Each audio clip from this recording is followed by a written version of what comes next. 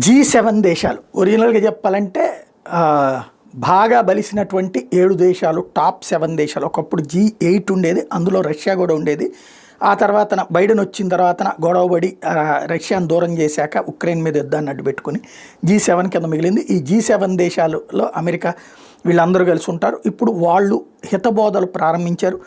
భారత్ పాకిస్తాన్లు సంయమనం పాటించాలి, ఇది ప్రాంతీయ అస్థిరతకు ముప్పు అవుతుంది, ఇరు దేశాల మధ్యన సమరం అన్నటువంటిది, తక్షణం ఇద్దరు సంయమనం పాటించాలి అన్నటువంటి పిలిపిస్తున్నారు, కోరుతున్నారు.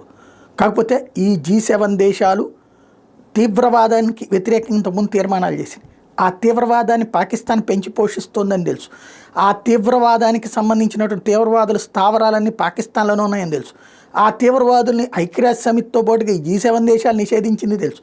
వాళ్ళు కళ్ళ ఎదురుగుండా కనబడ్డారు. నిన్న వాళ్ళందరినీ భారతదేశం డ్రోన్లతో లేపితే అందులో కొంతమందిని వాళ్ళ అంత్యక్రియలను అక్కడ పాకిస్తాన్ సైన్యం నిర్వహించింది కూడా చూశారు. అప్పుడు పాకిస్తాన్ని ఉగ్రదేశం కింద ప్రకటించాలి కదా.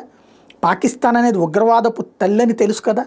వాళ్ళని ఏమీ చెప్పకుండా అర్రే మీరు ఆగండి అంటే రేపు పొద్దున ఈ దరిద్రులే కదా ఇంతకుముందు బిన్ లాడెన్ వెళ్ళి అమెరికాలో ట్విన్ టవర్స్ను కూల్చింది, లేకపోతే ఫ్రాన్స్లో, బ్రిటన్లో ఇలాంటి చోట్లన్నీ పేలుళ్ళు చేసింది. ఇంకా బుద్ధి రాకుండా నీతులు చెప్తే ఎట్లాగో అర్థం కాదు.